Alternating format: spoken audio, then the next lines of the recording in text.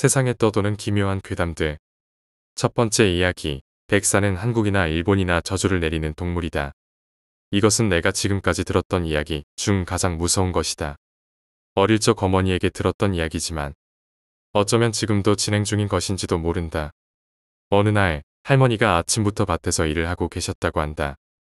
그런데 갑자기 근처의 창고에서 어머니라고 그 집 장남 A가 큰 소리로 외치는 것이 들렸다. 할머니는 무슨 일이지? 라고 생각해서 그 창고에 갔다. 창고에는 그 집 아줌마 B가 목을 매달고 있고 A가 망연자실한 채 주저앉아 있었다. 큰일 났구나 라고 느낀 할머니는 아들을 데려올 테니까 조금만 기다려라 라고 말하고 집으로 달려갔다. 할머니가 삼촌을 데리고 왔을 때 A는 필사적으로 목을 맨 B를 내리려고 하고 있었기에 도와주었다고 한다. 어머니는 그때 B씨는 농사가 망해서 노이로제가 있었던 것 같다라고 말하셨다. 하지만 곧 덧붙이기를 그렇지만 아무리 그렇다고는 해도 그 죽음은 뭔가 이상했어 라고 하셨다. 모든 일의 발단은 백사였다고 한다. 아직 어머니가 어릴 때 그 옆집 처마 밑에 백사가 집을 짓고 살았다고 한다.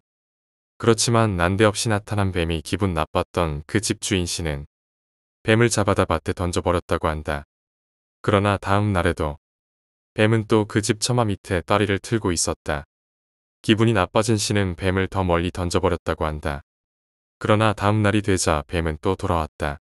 그리고 그게 며칠 동안 반복됐다고 한다.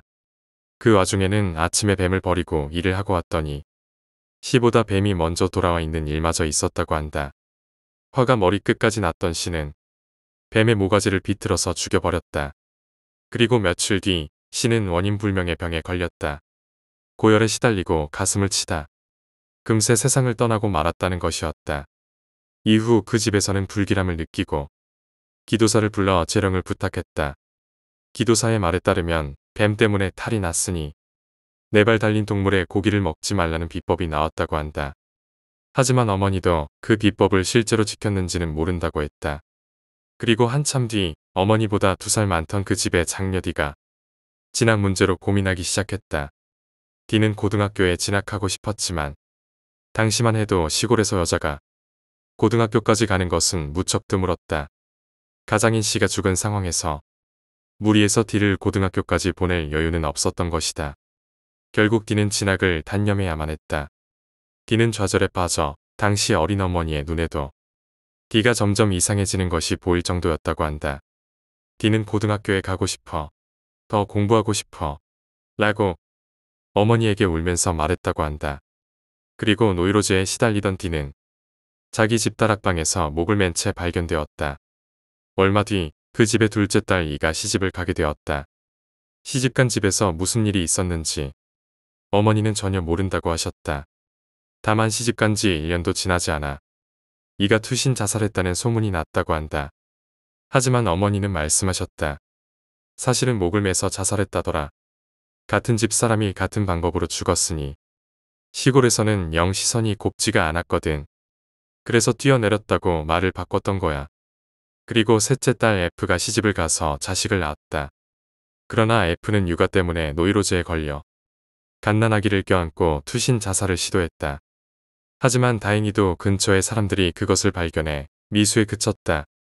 하지만 그대로 놔두기에는 정신적으로 너무나 불안했기에 F는 잠시 친가에서 휴양을 하게 되었다. 그런데 하필 그때는 모내기철이었다. 그래서 친척까지 동원되어 모내기를 하는 와중에 텅 빈 집에서 F는 혼자 목을 매어 자살하고 말았던 것이다. 그리고 어느덧 막내 아들인 A도 결혼을 했다. 하지만 A 부부 사이에는 오랫동안 아이가 생기지 않았고 몇 년 만에 겨우 얻은 아이는 기형아였다. 게다가 그나마 낳은 아이마저 장애 때문에 일찍 세상을 떠나고 말았다. B는 그 탓을 모두 며느리에게 돌렸고 잔뜩 화를 냈다고 한다. 결국 A 부부는 머지않아 이혼했고 그 집에는 B와 A 모자만 남았다는 것이다. 나는 중학교 때 이 이야기를 어머니께 들었다. 그때는 이미 그 집에 남은 사람이라곤 A밖에 없었다. 지금도 기억에 남는 것이 설날에 할머니 댁에 갔을 때의 일이었다.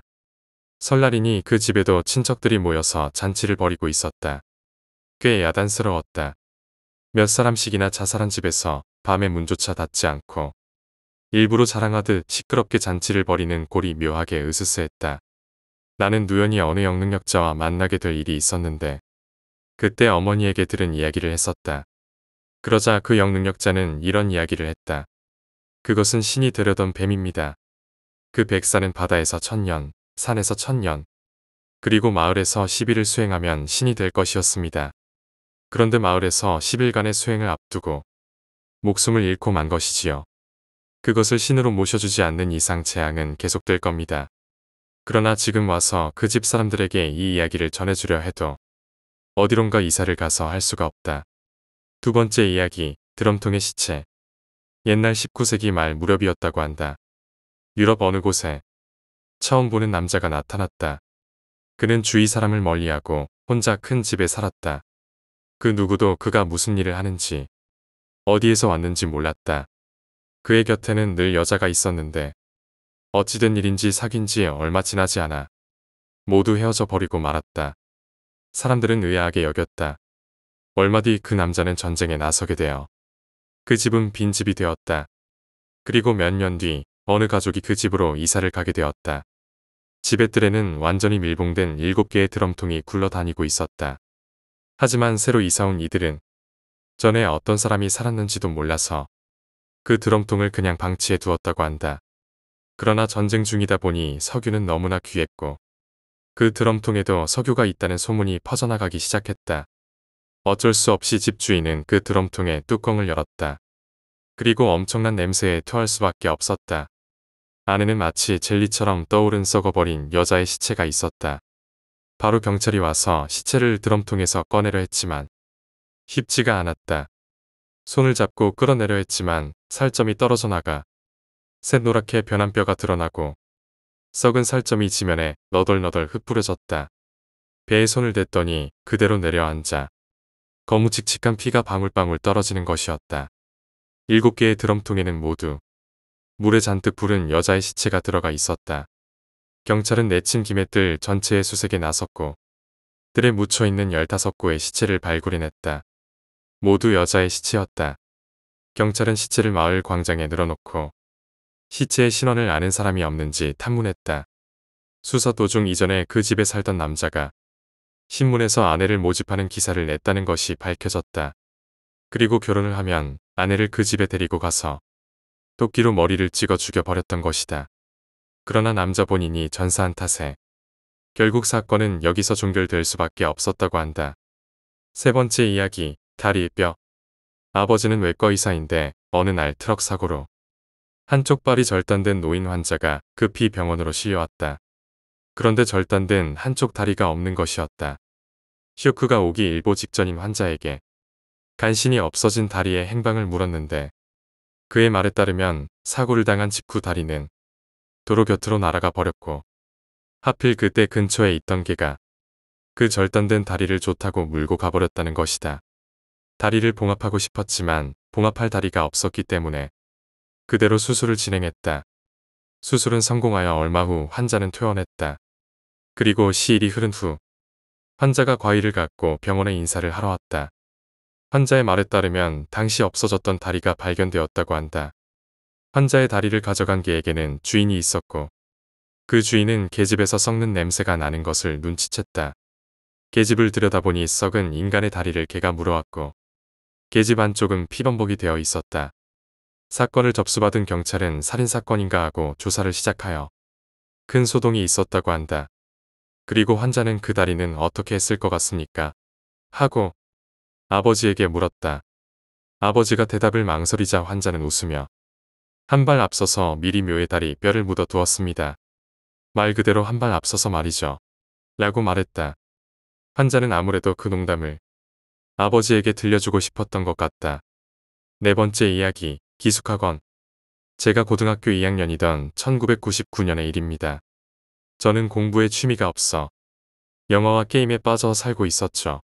그런 저를 보다 못한 어머니가 제게 제안을 하셨습니다. 너 혹시 기숙학원에 한번 들어갈 생각은 없니? 하지만 공부를 전혀 좋아하지 않는 저로서는 기숙학원 같은 건 전혀 들어가고 싶은 생각이 없었습니다. 그런데 그때 어머니께서 제게 30만 원을 내미셨습니다. 다녀오면 30만 원 줄게. 겨우 30만 원과 방학을 바꾸기는 아깝다는 생각이 들기는 했지만 돈이 궁했던지라 그 제안을 받아들이기로 했죠. 그리하여 저는 30만 원을 선불로 받고 안양에 있는 어느 기숙학원에 들어가게 되었습니다.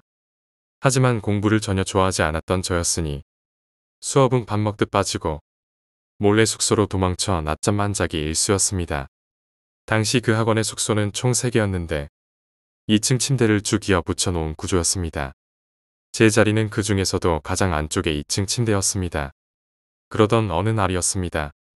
평소처럼 제 자리에서 낮잠을 즐기다 문득 잠에서 깨어났습니다. 그런데 기분이 이상했습니다. 말로만 듣던 가위에 눌린 것입니다. 움직이지도 못하고 말소리도 못 내면서 눈만 뜨고 있었습니다. 이런 게 가위구나. 그런데 어떻게 해야 풀리지? 라고 생각했죠. 바로 그 순간이었습니다. 갑자기 뚜벅뚜벅하고 밖에서 발자국 소리가 들려왔습니다. 순간 저 발자국 소리에 주인공이 오면 내가 죽겠구나 하는 공포감이 밀려왔습니다. 그 순간 문이 기익 하고 열리더니 하늘색 원피스를 입은 머리가 기다란 여자가 들어왔습니다. 저는 분명히 남자 숙소에서 자고 있었는데 말이죠. 너무 무서웠던 저는 눈을 반대쪽으로 돌렸습니다. 그런데 쾅쾅하고 철제 사다리를 밟고 2층 침대로 올라오는 소리가 들리는 겁니다. 옆으로 다시 눈을 돌리니 그 여자가 저에게 걸어오고 있었습니다. 2층 침대를 쭉 붙여놓은 구조여서 침대가 20개가량 붙어 있었거든요. 가위를 못 풀면 죽는다더니 이렇게 죽는 건가 하는 생각이 들면서 너무나 억울했습니다. 아직 해보지도 못한 것이 많은데다 이렇게 죽기에는 너무 억울했습니다. 저는 온 힘을 다해 몸부림치기 시작했습니다. 그러자 다행히 얼마 지나자 가위가 풀리면서 여자가 사라졌습니다. 식은 땀이 입이 오듯 흐르고 무서워서 도저히 그곳에서는 잠을 잘 수가 없었습니다. 학원에 이야기를 해서 숙소를 옮겼습니다. 침대도 2층은 무서워서 1층으로 바꿨고요. 그 후 얼마 뒤 학원에서 모의고사를 보는 날이었습니다. 저는 몸이 너무 안 좋아서 숙소에 남아 잠을 자고 있었습니다. 그리고 또 자다가 문득 눈을 떴는데 지난번 겪었던 그 공포감이 다시 몰려오는 것입니다. 설마 하고 눈을 떠보니 저 끝에서 그 여자가 침대 위로 슬슬 기어오고 있었습니다. 그것도 지난번과 똑같은 여자가 말이죠. 정말 무서워 죽을 것 같았습니다. 지난번처럼 몸부림을 쳐봤지만 이번에는 가위가 쉽게 풀리지 않았습니다. 이젠 정말 끝이구나 하고 자포자기할 무렵 학원에서 알게 된 친구가 방 안으로 들어왔습니다. 제 눈에는 그 여자가 여전히 보였지만 그 친구 눈에는 보이지 않는 듯 그냥 저에게 쭉 걸어오고 있었습니다. 그리고 그 여자가 저에게 도착할 무렵 친구가 신음소리를 내고 있는 제가 걱정된 것인지 저를 깨웠습니다. 순간 가위가 풀리더군요. 그 친구가 얼마나 고맙던지요. 많이 아프냐? 땀을 왜 그렇게 많이 흘려? 약은 먹었냐? 라고 친구가 저에게 말했죠. 저는 말했습니다. 그냥 스트레스를 많이 받았나 봐. 자꾸 가위에 눌리네. 그러자 친구가 말했죠. 너 혹시 머리 길고 하늘색 원피스 입은 여자애가 다가오지 않냐? 순간 온몸에 소름이 쫙 돋았습니다. 한편으로는 어떻게 알았는지 궁금하기도 했고요. 친구에게 어떻게 알았냐? 라고 물었습니다. 알고 보니 학원에서 가위에 눌리는 사람이 저뿐만이 아니었던 겁니다. 다른 아이들도 가위에 자주 눌렸는데 언제나 그 여자가 나왔다고 합니다. 자살을 한 여자아이라는 소문이 파다했지만 정체가 무엇인지 왜 이 학원에서 나타나는 건지는 아무도 모르더군요. 그리고 다음날 밤 12시가 넘게 자율학습을 하고 자기 전에 친구들과 옥상에 올라가 담배를 피우고 있었습니다. 그 학원은 남자 숙소 건물과 여자 숙소 건물이 따로 있고 중간에 구름다리로 연결되어 있었습니다. 남자 숙소 옥상에서는 여자 숙소 옥상이 훤히 보였죠. 그런데 여자 숙소 옥상에서 웬 여자 한 명이 깔깔 웃으면서 뛰어다니는 겁니다. 웬 미친 여자인가 싶었습니다. 입시 스트레스가 사람 하나 망쳤다며 친구들과 낄낄대고 있는데 갑자기 센 바람이 불었습니다. 그 여자는 원피스를 입고 있었는데 순간 치마가 펄럭거렸죠. 그리고 저는 제 눈을 의심했습니다. 치마 밑에 당연히 있어야 할 다리가 없는 것입니다. 그래서 소리를 쳤는데 옆에 친구도 똑같이 소리를 질렀습니다. 서로 봤냐면서 물어보며 의아해하고 있는데 문득 제가 이상한 걸 하나 더 찾아냈습니다. 건물 옥상에는 전등 하나가 달려 있는데 전등 아래서 깔깔거리며 뛰고 있는 여자에게 그림자가 없는 겁니다. 왜 그림자가 없지? 하고 제가 말한 순간 친구 하나가 미친 듯이 비명을 지르며 계단을 뛰어 내려가기 시작했습니다. 다들 영문도 모른 채 덩달아 뛰기 시작했는데 저는 5명 중 끝에서 두 번째로 뛰고 있었습니다. 그런데 뒤에서 깔깔거리면서 무언가가 쫓아오는 겁니다. 저는 뒤를 돌아볼 생각도 하지 못하고 무서워서 미친 듯이 계단을 구르다시피 내려왔습니다. 저도 그렇게 무서웠는데 제 뒤에서 마지막으로 달리던 친구는 오죽했을까요? 결국 그 친구는 그날로 학원을 그만뒀고 저 역시 기간을 마저 채우지 못하고 얼마 지나지 않아 학원을 나왔습니다. 지금 와서 보면 꾸며낸 이야기다 싶을 정도로 믿을 수 없는 이야기지만 저뿐 아니라 당시 학원을 다니던 아이들도 많이 목격했던 일입니다. 두 번째 이야기, 소름 끼치는 공장의 자동문. 내가 어느 공장에서 일하던 무렵의 이야기다. 그 공장에서 심야 순찰을 하는 경비원들 사이에서는 귀신이 나온다는 소문이 돌곤 했다. 늦은 밤에 공장 복도를 흰 그림자만 있는 존재가 배회한다는 소문이었다. 공장 옆에는 커다란 공장이 한 동 더 있고 공장 사이를 연결하는 통로가 건설되어 있었다. 그런데 그 통로의 자동문이 고장인지 주변에 사람이 없는데도 멋대로 열렸다 닫혔다를 반복했다. 어느 밤 나는 일이 늦어지는 바람에 한밤중 공장에 홀로 남아 기계 정비를 하고 있었다. 정비하던 기계는 정기적으로 물을 넣어줄 필요가 있었기에 나는 양동이에 물을 벗어 끌차로 운반하고 있었다. 마침 딱 그 고장난 자동문을 통과하기 얼마 전 통로에 놓여있던 짐과 끌차가 부딪히는 바람에 물이 조금 쏟아지고 말았다. 통로를 물바다로 만들어 놓고 그냥 가버리면 다음날 무슨 소리를 들을지 모르는 일이다. 나는 기계 정비를 마친 뒤 물을 닦을 걸레를 가지고 자동문 앞으로 돌아왔다. 문 앞에 도착한 순간 위화감이 느껴졌다. 양동이에 물이 쏟아져 생긴 웅덩이에서 시작해 자동문 쪽으로 이어지는 젖은 발자국이 보였다. 공장에서는 안전을 위해 작업원은 작업용 안전화를 신는 것이 의무화되어 있었다. 하지만 그 발자국은 안전화 바닥에 미끄럼 방지용으로 붙어있는 고무 모양이 아니라 슬리퍼처럼 마치 평평한 면으로 된 것 같은 모습의 자국이었다. 그뿐 아니라 공장에 남아있는 건 나 혼자였다. 다른 직원들은 모두 퇴근했다는 걸 진작에 확인했던 터였다.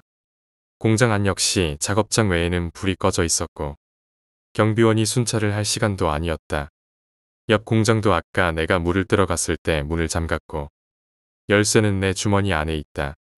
도둑이라도 들었나 싶어 머뭇거리며 옆 공장 상황을 살피러 가봤지만 문은 잠겨 있고 누가 안에 있는 것 같지도 않았다. 아무것도 아니라는 걸 확인하고 안도한 나는 자동문 앞으로 돌아가 웅덩이를 닫기 위해 몸을 숙였다. 그 순간 웅덩이 수면에 흰 그림자 같은 게 문 쪽으로 스쳐 지나가는 모습이 비쳤다. 깜짝 놀라 일어나서 주변을 확인했지만 주변에는 딱히 별다를 게 없었다. 수면에 비친 것 같은 하얀 것도 마땅히 보이질 않았고 기분 탓인가 생각하며 다시 물을 닦으려 하던 순간 등 뒤에서 자동문이 갑자기 열렸다 닫혔다를 반복하기 시작했다. 문 앞에는 당연히 아무것도 없다. 하지만 문 앞에 평평한 바닥으로 찍힌 발자국이 이어져 있다는 걸 그제야 깨달았다. 내가 아까 옆 공장을 보러 갈 때도 저런 발자국이 있었던가? 기억을 되살려봐도 웅덩이에서 자동문 쪽으로 발자국이 점점이 이어져 있었을 뿐 문 앞에는 없었을 터였다.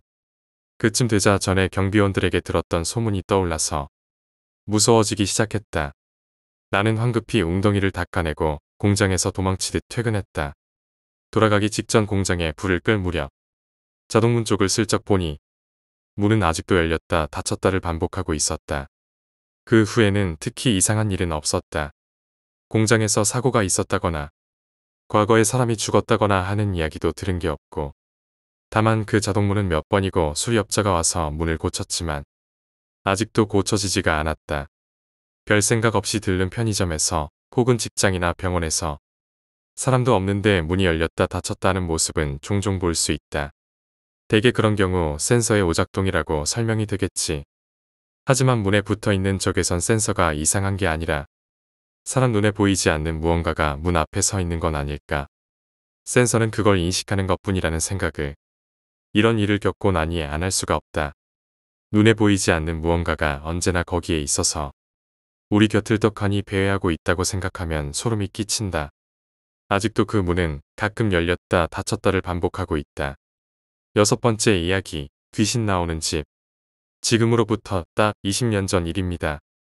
남자친구가 고3 때 아버지의 몸이 안 좋아지셔서 그 수술비 때문에 어쩔 수 없이 집을 팔게 되었고 돌아가신 조부모님들이 사시던 옛날 집으로 이사를 가게 되었습니다.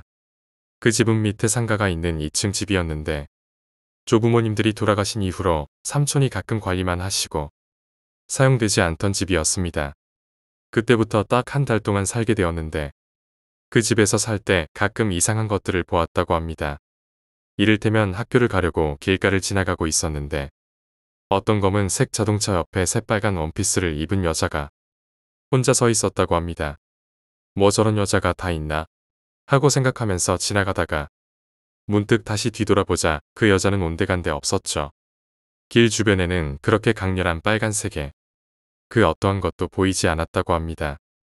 그 찰나의 시간에 어디론가 사라진 것입니다. 게다가 그 여자가 서 있었던 곳은 도저히 사람이 서 있을 정도의 충분한 공간이 없었다고 합니다. 그리고 어느 비오는 날 노래를 흥얼거리면서 가고 있었는데 뒤에서 인기척이 나서 돌아보니 새까만 옷을 입은 여자가 서 있었다고 합니다. 그때는 아무래도 고3이고 아버지 일 때문에 스트레스도 많이 받던 시기였기 때문에 당시에는 그냥 좀 이상하다, 내가 잘 못 본 거겠지 하고 아무렇지도 않게 넘겼다고 합니다. 워낙에 신경 쓸 일이 많았기 때문이죠. 하지만 그것들이 사람이 아닌 귀신이라고 여기게 된 계기가 있었다고 합니다. 어느 날 밤에 집에서 잠을 자고 있었는데 그 당시 남자친구가 자던 방은 옛날 조부모님들이 살아계실 적에 부모님께서 사용하시던 방으로 혼자서 생활하기엔 좀 크지만 딱히 남친 말고 사용할 사람도 없었기에 혼자 사용하고 있던 방이었습니다.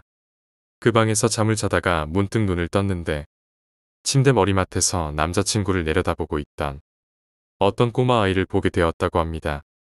그 꼬마 아이는 5~6살 정도의 아이였는데 그것을 보고서 어라? 동생이네 라고 생각하고 그 어떤 위화감도 못 느끼고 다시 잠들려고 했었답니다. 그런데 갑작스레 깨달았다고 합니다. 내 동생은 저렇게 작지 않은데 하고 놀라서 다시 눈을 떴을 때에는 이미 사라진 후였습니다. 다음 날 이상해서 계속 어머니께 그 이야기를 했었는데 그 방이 옛날에 어머니가 남자친구를 낳으시고 지금 동생이 태어나기 전에 유산을 하신 적이 있었는데 그 방에서 일어난 일이었다고 합니다. 참 신기한 일입니다. 지금까지 그러한 것들을 본 적이나 느낀 적도 없었는데 그 집에 있었을 때에만 그런 일을 겪었으니 말입니다. 남자친구가 본 어떠한 것들은 공통된 특징이 있는데 그것들은 하나같이 움직임이 없고 특정한 색채가 있으며 잠시 눈을 떼었다가 다시 보면 사라져 있었다는 것입니다. 2번째 이야기, 꿈속의 경고. 어느 날인가 자면서 꿈을 꿨습니다. 꿈에서 저와 제 부모님은 시내버스가 아닌 고속버스 같은 것을 타고 시골길을 한참 달렸죠. 그런데 정해진 도로가 아니라 점점 숲길로 들어가는 겁니다. 버스 기사가 졸음운전을 하는 건지 뭔지 점점 험한 길로 가고 있어서 불안해하던 와중에 제가 기사님에게 아저씨라고 부르는 순간이었죠. 버스가 큰 바위에 꽝 하고 부딪혔습니다. 현실에서라면 그대로 정지했어야 하는데 꿈이라 그런가 버스는 바위를 들이받고 반대편 언덕으로 점프를 해서 날아가더군요. 그런데 정말 운 좋게도 버스가 사뿐히 내려앉더군요.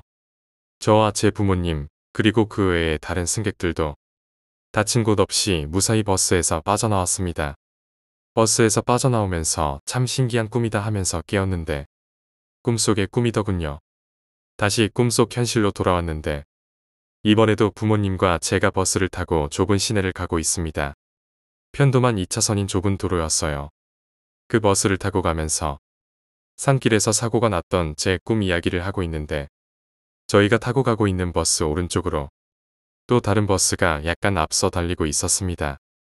그 버스를 추월하는 무렵에 갑자기 저희 버스 앞으로 웬 젊은 남자가 갑자기 튀어나오는 겁니다. 바로 옆 버스 때문에 안 보였던 남자를. 결국 버스가 쿵 하면서 치고 말았습니다. 현실에서 교통사고를 눈앞에서 본 적이 딱 한 번 있는데 슬로우 모션을 느꼈습니다만 꿈속에서도 그렇게 보이더군요. 하지만 남자가 치이는 순간에 비명을 질렀고 저는 버스에서 내려 그 남자에게 달려갔습니다. 저와 생면부지인 남자인데 뭐가 그리 슬펐는지 저만치 튕겨나간 남자에게로 달려가면서 전화로 신고를 하는 와중에 꿈에서 깼죠. 꿈속의 꿈이 모두 교통사고가 났던 꿈이었고 저와 제 부모님이 나왔죠. 꿈속에서 교통사고로 다친 것은 아니지만 너무 생생해서 기분이 좋지 않았습니다. 그날 제 아내에게도 꿈 이야기를 하고 나갈 일 있으면 차 조심하라고 했죠. 본가에도 전화해서 부모님께 조심하시라고 했습니다. 그리고 그날 제가 회사에서 퇴근하는데 구로 디지털단 지역의 먹자골목을 상사 두 분과 함께 걸어가고 있었습니다. 그곳은 퇴근 시간엔 굉장히 붐빕니다. 차 한 대 지나가면 사람들이 다 비켜야 할 정도로 넓지도 않고 말이죠. 다른 사람들 때문에도 남자 셋이 나란히 갈 공간이 거의 안 나기 때문에 상사분들 뒤로 따라가고 있었죠. 그러다가 제 앞에 두 분의 가운데 정도 위치에서 뒤로 따라가다가 제가 나란히 가보려고 오른쪽으로 빠져나오는 찰나 배달 오토바이가 빠르게 오더군요. 그 순간 남자를 치어버린 꿈 생각이 딱 났죠. 아주 급박한 상황까진 아니었지만 그렇다고 아주 넉넉한 거리를 유지한 것도 아니었습니다.